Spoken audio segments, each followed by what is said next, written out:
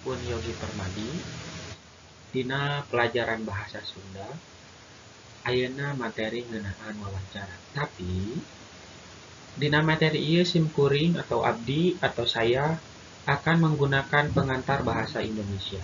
Karena apa? Selain karena untuk siswa-siswa yang di daerah luar Parahyangan seperti Indramayu, Cirebon, Depok atau Bogor yang dekat dengan Jakarta, mereka kadang-kadang sulit memahami pelajaran bahasa Sunda karena di dalam lingkungannya atau di lingkungan sekitarnya kebanyakan menggunakan bahasa Indonesia. Nah, kali ini saya akan menjelaskan tentang materi bahasa Sunda tentang wawancara menggunakan pengantar bahasa Indonesia. Oke, kita lanjut. Apa aja sih yang akan dibahas dalam materi wawancara? Pertama, tentu saja ada pedaran.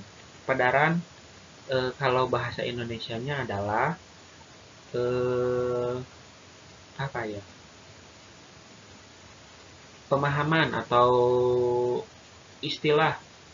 Nah, yang kedua ada jenis wawancara, yang ketiga ada struktur wawancara, yang keempat ada tata krama wawancara, dan yang terakhir ada langkah-langkah wawancara. Nah, kesemua ini adalah nanti yang akan kita bahas dalam materi wawancara. Oke, kita lanjut. Apa sih wawancara? Apakah sama wawancara bahasa Indonesia dengan wawancara bahasa Sunda secara pengertian? Kalau secara kita tarik garis besar, tentu tidak ada bedanya antara wawancara bahasa Indonesia dan wawancara dengan menggunakan bahasa Sunda.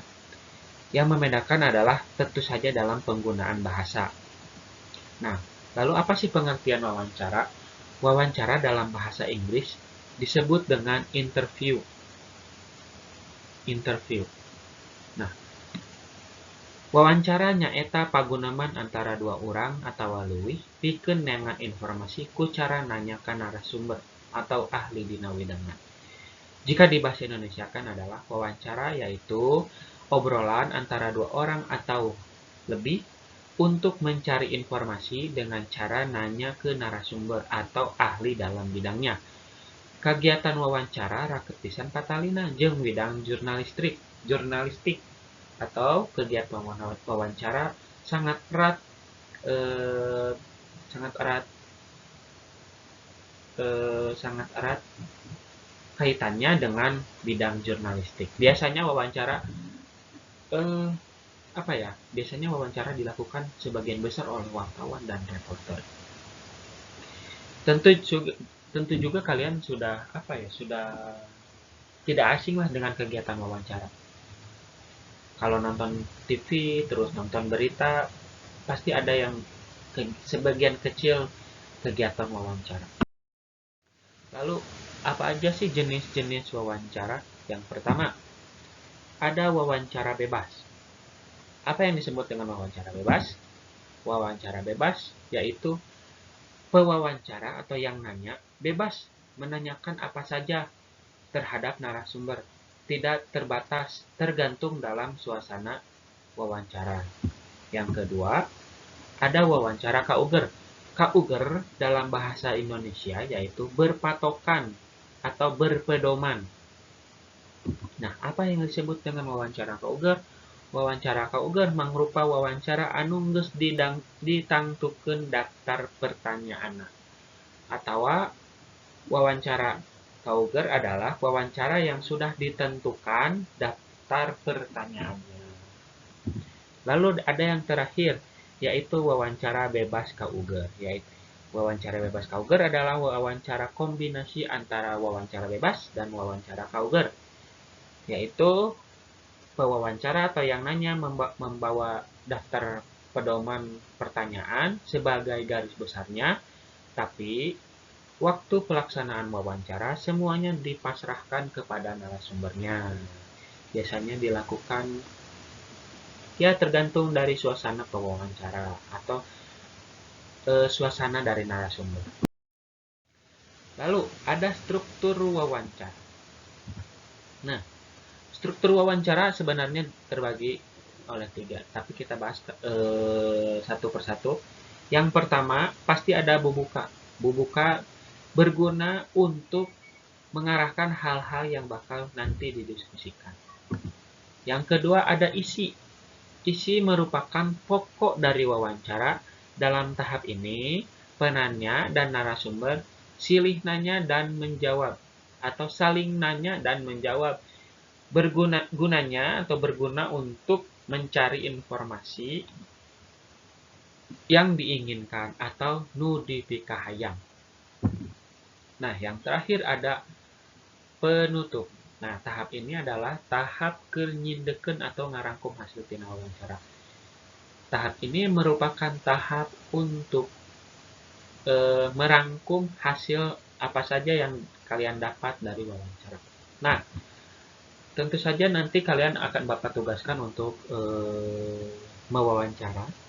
Tapi sebelum itu, kalian harus tahu langkah-langkah mewawancara. Apa aja sih langkah-langkah untuk dimulainya mewawancara? Yang pertama, ada 2 tahap, yaitu ada tahap tatahar atau tahap persiapan. Nah, tatahar atau disebut juga tahap persiapan. Lalu ada tahap prakprakan atau tahap pelaksanaan dalam bahasa Indonesianya. Nah, dalam tahap tatahar, yang pertama harus kalian lakukan adalah menentukan topik wawancara. Kalian harus tahu mau apa yang kalian bahas, temanya apa, kalian menginginkan hal apa dalam nanti menanyakan ke narasumber. Kalian ingin tahu hal apa gitu, tentukan dulu topik wawancara. Nah, yang kedua adalah menentukan tujuan wawancara. Nah, antara topik wawancara dan tujuan wawancara saling berkaitan. Kalian tentu saja tidak akan mengetahui tujuan wawancara sebelum kalian menentukan topik wawancara. Nah, misalkan Bapak kasih contoh, kalian topiknya misalkan tentang sepak bola, atau misalkan tentang kebahasaan. Nah, tujuan dari wawancara dari topik tadi apa? Yang kalian ingin bahas tentang sepak bola itu apa tujuannya? Misalkan Liga 1 diberhentikan, atau misalkan tentang kebahasaan. Misalkan topiknya tentang bahasa Indramayu. Nah, tujuan yang kalian ingin dapatkan apa tentang bahasa Indramayu tersebut? Misalkan penggunaan bahasa Indramayu yang kurang, misalkan. Kenapa eh, bahasa Indramayu kurang diminati sama anak-anak. Nah, tentukan tujuannya. Lalu selanjutnya menentukan narasumber. Nah, kalian harus jeli nih menentukan narasumber sesuai dengan topik. Misalkan jangan sampai topiknya tentang apa, nah narasumbernya berbeda, bukan di ahlinya. Misalkan tadi tentang sepak bola, nah narasumber kalian ke tukang apa gitu atau ke siapa gitu. Nah, itu kan tidak berkaitan. Tentukan narasumber yang berkaitan dengan topik yang ingin kalian inginkan tadi. Lalu merancang pertanyaan. Lalu ada nyusun daftar pertanyaan. Merancang dan menyusun daftar pertanyaan tentu saja berkaitan ya. Nah, kalian rancang dulu nih rangkainya apa aja pertanyaannya. Kalian membuat rangka-rangka pertanyaan. Misalkan tadi tentang sepak bola, merancang pertanyaannya misalkan kenapa sih atau misalkan pendapat Anda tentang kenapa pemberhentian Liga 1 di Indonesia sepak bolanya dihentikan gitu ya. Atau misalkan kenapa pandangan Anda tentang sepak bola Liga 1 di masa pandemi bagaimana gitu. Nah, langsung ke nyusun daftar pertanyaan. Nah, usahakan kalian menyusun daftar pertanyaan itu dimulai dari pertanyaan yang paling gampang dulu. Lalu maju ke pertanyaan yang paling berat gitu. Jangan sampai wawancara baru dimulai, narasumber sudah dikasih pertanyaan-pertanyaan yang berat. Nah, yang ke berapa nih? Yang keenam, yaitu menyiapkan alat wawancara. Bisa menggunakan kamera, bisa menggunakan alat rekam HP. Nah, kadang-kadang apa ya? Kadang-kadang alat wawancara itu adalah hal yang paling kecil tapi sering dilupakan. Kenapa? Karena menganggapnya enteng gitu. Nanti misalkan, oh, saya mau mau mewawancara narasumber, hanya membawa alat tulis saja. Nah, kadang-kadang nanti kalau kalian mau menyusun laporan, kadang-kadang lupa gitu. Nah, alangkah pentingnya dimulai dari tahap persiapan ini teh, alat-alat dibawa gitu, agar nanti pas penyusunan laporan kalian tidak lupa, kalian seenggaknya ada bukti yang konkret gitu dari hasil wawancara. Nah, yang selanjutnya adalah membaca informasi yang berkaitan. Nah, ini juga penting ya, misalkan kalian tadi kita ambil satu contoh tadi ya tentang sepak bola, nah kalian itu harus membaca gitu. Gimana sih sepak bola di Indonesia sekarang, terus apa masalahnya, eh, gimana nanti penyelesaiannya menurut beberapa ahli. Nah, kalian harus membaca informasi-informasi yang berkaitan, baik itu tentang topik kalian atau tentang narasumber yang ingin kalian wawancarai. Misalkan, nah, ada salah seorang wawancara atau reporter yang ingin mewawancarai satu tokoh anggota DPR misalkan. Nah, si reporter ini mau tidak mau harus membaca informasi yang berkaitan dengan narasumber tadi, yaitu misalkan tadi contohnya tentang si DPR tadi. Nah, si wartawan ini harus membaca latar belakang DPR tadi apa, apakah ada masalah, apakah si DPR tadi tersandung kasus atau apa. Nah, kalian harus membaca informasi-informasi yang berkaitan. Yang terakhir, nah ini penting, membuat janji dengan narasumber. Penting ya kalian. Masa sih wawancara tidak ada narasumbernya ya? Tentu saja antara wartawan atau si yang nanya dengan narasumber kan waktunya kadang-kadang tidak selamanya pas atau tidak selamanya keduanya ada waktu di hari yang sama. Nah, kalian sebagai pewawancara harus membuat janji dahulu gitu, janji dulu dengan si narasumber bisanya kapan, waktunya kapan, jam berapa, membuat janji untuk dilakukan wawancara. Nah, tahap selanjutnya adalah tahap praktekan atau tahap pelaksanaan. Yang pertama yang harus kalian lakukan di saat tahap pelaksanaan yaitu datang tepat waktu saluyu jeung janji, atau datang tepat waktu sesuai dengan janji. Nah, tadi kan sudah di tahap persiapan sudah dilakukan perjanjian dengan narasumber. Nah, kalian usahakan datang tepat waktu, jangan sampai kalian datang telat, si narasumber sudah menunggu, jangan sampai begitu.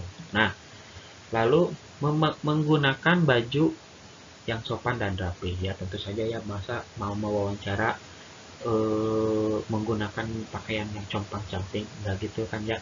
Kita sebagai wartawan atau nanti kita sebagai pewawancara harus punya etika ya, tata krama. Nah, tahap selanjutnya mengenalkan diri ke narasumber. Nah, ini penting. Kenapa? Usahakan si narasumber itu tahu gitu kita dari mana. Misalkan nanti kalian sebagai anak sekolah. Nah, kalian itu memperkenalkan diri ke narasumber. Misalkan Bapak kasih tugas mengenai pembelajaran di masa COVID ya, misalkan gitu. Temanya itu. Nah, kalian bebas nanti mencari narasumbernya kemana. Nah, sebelum dilakukan wawancara, kalian usahakan memperkenalkan diri ke narasumber. Misalkan, perkenalkan nama saya si Anu dari SMA mana misalkan. Nah, agar si narasumber tahu kalian itu berasal dari mana, tujuannya untuk apa, kenapa dilakukan wawancara. Nah, tahu tujuan kalian tuh apa, narasumbernya gitu. Selanjutnya adalah menyampaikan persoalan yang mau dibahas. Meskipun sudah dikasih tahu ya, misalkan di tahap tadi, misalkan ke narasumbernya nyin janji tadi, membuat janji, terus dikasih tahu apa yang ada dibahas nanti. Nah, sebelum sebelum nanti pas tahap pelaksanaan, tentu bahas lagi gitu, sampaikan lagi persoalan apa sih yang ingin dibahas, misalkan tadi temanya apa, pembelajaran di masa COVID. Nah, sampaikan lagi gitu persoalannya apa nih, pembelajaran di masa COVID ini. Nah, selanjutnya adalah mimitian wawancara ku pertanyaan yang gampang, atau mulai wawancara dengan pertanyaan yang gampang. Nah, mulai wawancara dengan pertanyaan yang gampang. Nah, tadi kan sudah disusun tuh daftar-daftar pertanyaan. Usahakan eh, narasumber dikasih pertanyaan atau memberikan pertanyaan ke narasumber, usahakan dimulai dari pertanyaan yang paling gampang. Jangan sampai narasumber baru juga dimulai sudah dikasih pertanyaan yang susah-susah. Jangan sampai gitu. Nah, usahakan yang ringan-ringan dulu, santai-santai dulu gitu. Nah, sesudah narasumber sudah terbawa suasananya oleh kita, barulah pertanyaan dikasih yang agak berat-berat. Tahap selanjutnya adalah mengajukan pertanyaan ku cara yang sopan, jelas, dan tidak menguji. Nah, ini penting ya. Kadang-kadang sebagai wartawan itu harus mempunyai tata krama. Jangan sampai kita sebagai wartawan atau sebagai yang nanya tidak sopan gitu, tidak mempunyai tata krama, atau mengajukan pertanyaan yang nggak jelas gitu, misalkan Pak, nah jangan sampai gitu, jangan sampai nggak jelas gitu, jangan jangan ya, dari pelafalan kalian, dari omongan kalian, dari obrolan kalian itu harus jelas, harus dari mulai suara dan mulai vokal harus jelas, dan usahakan tidak memuji. Pertanyaan menguji itu gimana sih? Nah, pertanyaan menguji itu misalkan kalian sudah tahu jawabannya, tapi tetap ditanyakan. Nah, jangan sampai gitu. Jangan sampai menguji si narasumber.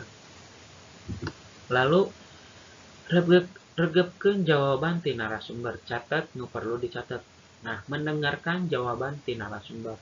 Catat hal-hal yang perlu dicatat. Penting ya. Kenapa? Karena masa sih narasumber sudah ngobrol atau sudah menjawab, lagi ngobrol dengan kita, masa kita lihatnya kemana saja, kita ya kita kayak yang tidak menghargai ya kalau kayak gitu ya. Nah, selanjutnya adalah ulah asa-asa ngajukan pertanyaan anyar, selalu jeung kayaan wawancara.